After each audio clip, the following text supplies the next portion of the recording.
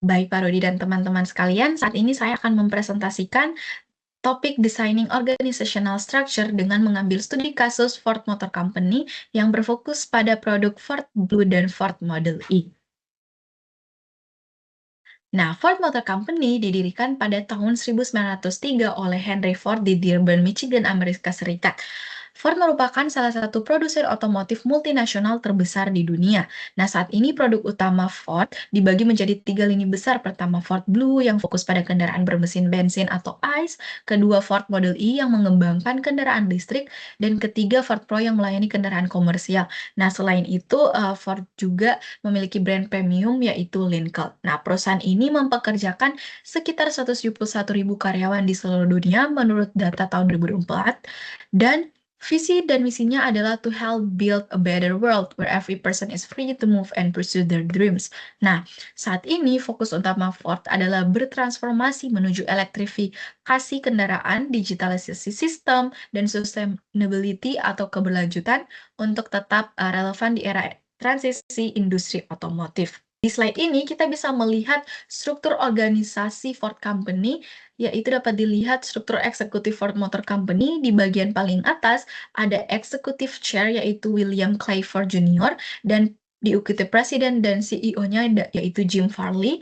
Nah, mereka memimpin langsung seluruh organisasi. Di bawah ada executive team yang mengawasi fungsi-fungsi strategi seperti policy, supply chain, quality, enterprise, um, Lincoln Finance, dan lain-lain. Nah, ini menunjukkan peran penting struktur fungsional di level eksekutif. Nah, kemudian di sisi kanan dapat kita lihat bahwa Ford juga membagi organisasinya ke dalam divisi produk utama yaitu Ford Blue untuk kendaraan ICE dan Ford Model E untuk kendaraan listrik.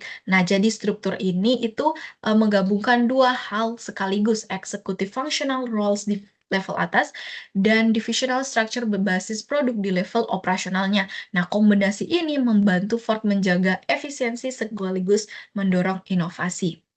Nah, selanjutnya kita bisa melihat Ford tidak hanya membagi organisasinya berdasarkan produk, tetapi juga berdasarkan fungsi global dan wilayah regional. Nah, di bagian kiri terlihat functional divisions yang mencakup HR, finance, marketing, R&D, dan production. Nah, divisi-divisi ini berfungsi sebagai pendukung operasional global Ford, memastikan standar dan koordinasi di seluruh perusahaan. Kemudian di bagian kanan, Ford juga memiliki regional divisions yang dibagi berdasarkan wilayah utama Amerika Utara, Amerika Selatan, Eropa, Asia Pasifik, Timur Tengah, dan Afrika. Nah, pembagian ini membuat Ford bisa lebih adaptif terhadap kebutuhan pasar di tiap wilayah.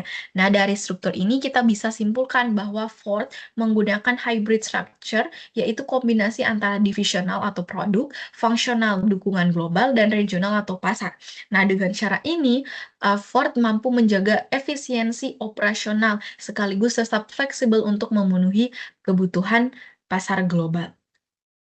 Nah, selanjutnya kita masuk ke organizational design di Ford Motor Company dengan melihat 6 elemen utama. Pertama ada work specialization. Di Ford Blue, spesialisasi pekerja sangat tinggi karena berbasis pada manufaktur massal dengan assembly line, sementara di Ford Model E, pekerjaan lebih fleksibel dengan karyawan yang sering bekerja lintas fungsi terutama di bidang R&D dan software. Kedua, ada departmentalization.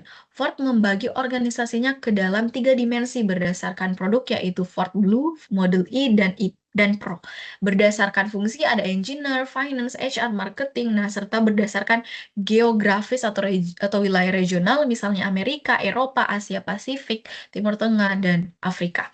Nah, ketiga ada change of command. Jalur otoritas di Ford umumnya bersifat top down, mulai dari CEO lalu ke presiden divisi, vice president, manager, hingga ke tim. Nah, namun khusus di Ford Model E, rantai komando ini lebih cair karena ada banyak kolaborasi lintas fungsi untuk mempercepat inovasi.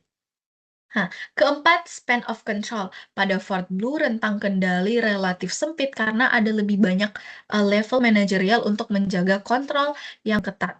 Sebaliknya, di Ford Model E, span of control lebih lebar karena tim bersifat lebih mandiri dan keputusan diambil lebih cepat. Yang kelima, centralization versus decentralization.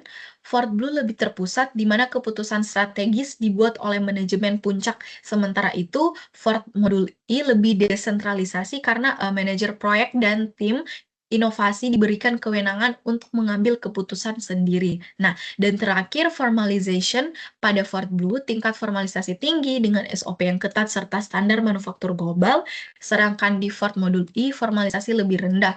Aturan dibuat lebih fleksibel untuk mendorong kreativitas dan inovasi dalam pengembangan kendaraan listrik. Nah, dari keenam elemen ini, terlihat bahwa Ford menggabungkan pendekatan mekanistik di Ford Blue dengan pendekatan organik di Ford Model E, sehingga bisa seimbang antara efisiensi dan inovasi.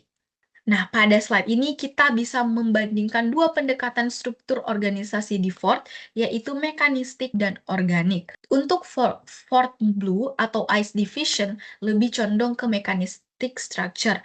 Akar mekanistik ini sudah ada sejak era Henry Ford dengan penerapan assembly line yang menekankan pada spesialisasi tinggi, aturan yang ketat, serta kontrol yang terpusat. Ciri-cirinya antara lain yaitu tentunya spesialisasi tinggi, departementalisasi yang kaku, rantai komando yang jelas, span of control sempit, keputusan yang tersentralisasi, dan tingkat formalisasi yang tinggi. Nah, sedangkan pada Ford Model E atau EF Division lebih condong ke organic structure. Di sini, tim dibentuk secara lintas fungsi, menggabungkan engineer, software developer, dan R&D. Informasi tentunya mengalir lebih bebas, span of control lebih lebar karena banyak tim yang otonom, keputusan lebih terdesentralisasi, dan formalisasi rendah sehingga aturan dibuat lebih fleksibel untuk mendorong inovasi. Kesimpulannya, Ford menggunakan kombinasi antara mechanistic structure untuk efisiensi di Ford Blue dan organic structure untuk inovasi di Ford Model E. Nah, dengan pendekatan hybrid seperti ini, Ford bisa tetap kompetitif dalam menghadapi transisi ke era kendaraan listrik. Nah, sekarang kita mulai membahas penerapan struktur modern di Ford Motor Company. Yang pertama, tim structure di Ford Model E, divisi kendaraan listrik. Perusahaan membentuk banyak cross-functional teams yang terdiri dari engineer, software developer, dan peneliti R&D. Tim-tim ini fokus pada proyek kendaraan listrik baru seperti Mustang Mach-E dan F-150 Lightning. Struktur berbasis tim ini membuat pengembangan produk lebih kolaboratif dan inovatif. Yang kedua, matrix project structure. Dalam pengembangan kendaraan listrik, Ford menggunakan pendekatan matriks. Nah, di mana karyawan itu bisa ditarik dari fungsi masing-masing seperti engineer, marketing, finance untuk bekerja di proyek tertentu. Kemudian kembali ke fungsi asal mereka setelah proyek selesai. Contohnya, tim pengembangan Mustang Mach-E terdiri dari orang-orang lintas fungsi dan mereka melapor ke dua atasan sekaligus, manajer fungsi mereka sendiri dan manajer proyek. Nah, hal ini menunjukkan fleksibilitas dan koordinasi yang lebih dinamis. Selanjutnya, Ford juga mengadopsi virtual organization. Sejak tahun 1988, Ford sudah menjadi pionir di antara perusahaan Fortune 500 dalam membangun virtual teams.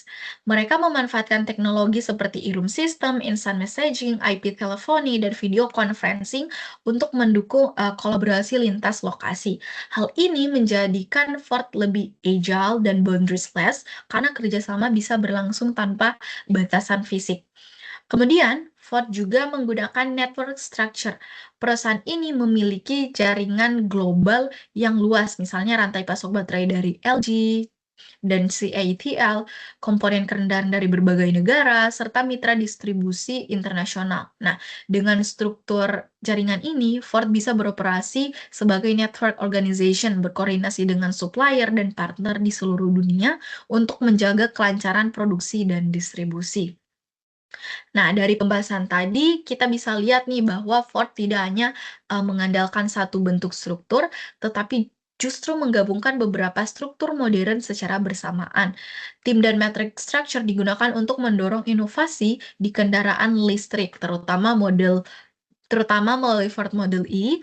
Nah, virtual organization mendukung kolaborasi teknologi dengan cara memanfaatkan tim virtual dan kerjasama dengan mitra teknologi. Sedangkan network structure sangat penting dalam mengelola supply chain globalnya, mulai dari baterai hingga distribusi kendaraan di seluruh dunia. Nah, dengan mengombinasikan keempat struktur ini, tentunya Ford menjadi lebih adaptif, kolaboratif, dan inovatif, terutama dalam menghadapi era transisi industri otomotif menuju elektrifikasi dan digitalisasi. Nah, sebagai penutup, bisa kita simpulkan bahwa Ford Motor Company menggunakan struktur divisional dengan pembagian utama Ford Blue untuk kendaraan ICE dan Ford Model E untuk kendaraan listrik yang didukung oleh fungsi global dan juga pembagian regional. Ford Blue lebih condong ke mechanistic structure dengan fokus pada efisiensi, kontrol yang ketat, dan tingkat formalisasi yang tinggi. Sebaliknya, Ford Model E ini lebih condong ke organic structure dengan fleksibilitas, inovasi, dan desentralisasi dalam pengambilan keputusan.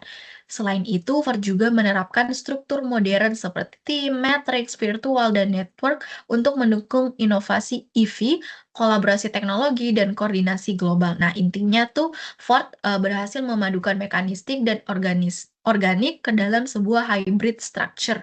Dengan kombinasi ini, Ford tentunya mampu menjaga efisiensi operasional sekaligus mendorong inovasi sehingga tetap relevan dan kompetitif dalam era transisi menuju kendaraan listrik.